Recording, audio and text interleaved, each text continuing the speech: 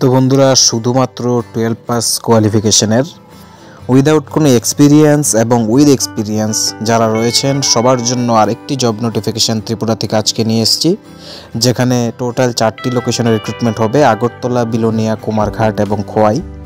Agency কোম্পানিটির নাম রয়েছে এবং কি ওপেন পজিশন রয়েছে, কি প্রসেস রয়েছে অ্যাপ্লাই করার, সম্পূর্ণ বিস্তারিত এই ভিডিওতে আলোচনা হবে। তার আগে চ্যানেলটিতে নতুন হলে অবশ্যই সাবস্ক্রাইব করে নেবেন, যাতে প্রত্যেক দিনের জব নোটিফিকেশান আপনাদের কাছে অন টাইম পৌঁছে দিতে পারি। পাশাপাশি ভিডিওটি উপকারী যদি মনে হয় অবশ্যই লাইক করে দেবেন এবং শেয়ার করে নিজের সকল বন্ধুদেরকে অ্যাপ্লাই করার সুযোগ করে দেবেন। ওপেন পজিশন রয়েছে দুটি: ক্রেডিট কার্ড কালেকশন এবং এনপিএ কালেকশন। এনপিএ মানে নন পারফর্মিং অ্যাসেট।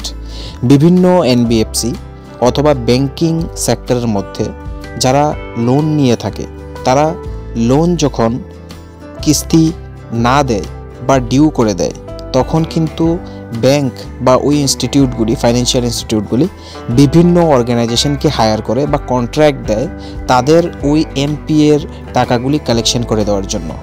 এবার এমনই একটা এজেন্সি রয়েছে, এই এজেন্সিটি যেটি আজকে আমরা আপনাদের সামনে জব নোটিফিকেশনটা নিয়ে এসেছি, তারা কিন্তু ত্রিপুরার এই লোকেশনগুলিতে বিভিন্ন ফাইন্যান্সিয়াল ইনস্টিটিউটের এই ক্রেডিট কার্ডের যে বিভিন্ন পেমেন্ট রয়েছে এগুলি কালেকশন এবং বিভিন্ন লোনের যে এনপিএ হয়ে গেছে যেগুলি, সেগুলি কালেকশনের জন্য এখানে হায়ারিংটা করছে।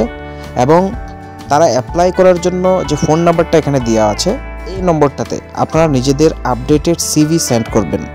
তারা যদি আপনার সিভি শর্টলিস্ট করে, তাহলেই আপনাকে ফোন করে ফার্দার কমিউনিকেশন করবে যে আপনার ইন্টারভিউ কবে হবে, কোথায় হবে, কি কি ডকুমেন্ট নিয়ে যেতে লাগবে। এবং ইন্টারভিউতে যদি আপনার সিলেকশন হয়, তবে কিন্তু লাস্ট জব পর্যন্ত কি কি প্রসেস রয়েছে সম্পূর্ণ আপনাদের সাথে আলোচনা করবে কোম্পানির তরফ থেকে।